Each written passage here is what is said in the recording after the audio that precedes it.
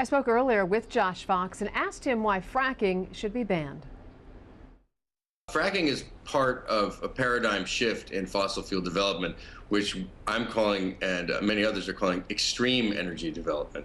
That is, forms of drilling for gas or oil that are ever more contaminating and dangerous and have never been proven safe.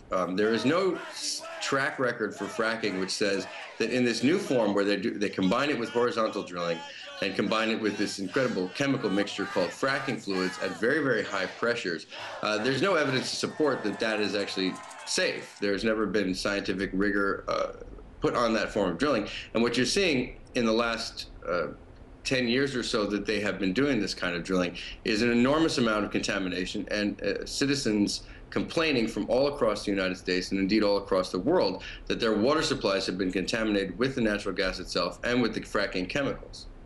Up until now, it's been left to the states to decide how to deal with the wastewater from fracking.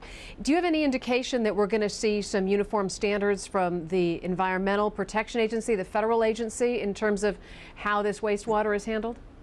Well, I believe that the EPA is looking at wastewater right now, and they're coming up with new rules. I interviewed Administrator Lisa Jackson for our sequel to Gasland, Gasland 2, and she did say that they would be taking on wastewater issues, and the wastewater issues are very significant. You generate an enormous amount of chemical waste, this fracking waste, what the industry likes to call produced water, which is the water that comes back out of the well after the fracking has occurred. And that's millions of gallons of very, very hazardous waste, which is the fracking chemicals, also in contact down in the formation with normally occurring radioactive material. So a lot of this wastewater is radioactive. And then, of course, it comes into contact with volatile organic compounds, such as benzenes. So this is some very, very toxic waste. And currently, nobody really knows what to do with it. There are not adequate treatment facilities that are designed to treat this waste and then put it back into use. So it's being put through normal wastewater treatment facilities, and it has been shutting a lot of them down. Josh, this is a time when America desperately needs jobs, it needs new sources of revenue, and it needs alternative energy sources.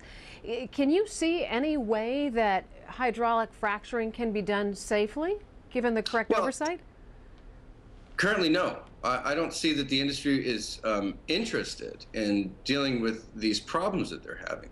We're talking about an enormous citizen outcry across the nation where fracking is occurring, that there are severe, severe problems. And these problems, as far as my research goes, are endemic to the entire process of fracking, which is to say the fractures themselves, the wastewater pits, and all the different parts of this fracking procedure. If you wanted to test in every geology, in every regulatory atmosphere, how you would make this particular form of drilling safe, I would imagine that that would be a multiple year, if not a decade-long process. That's not something that this industry is willing to subject itself to.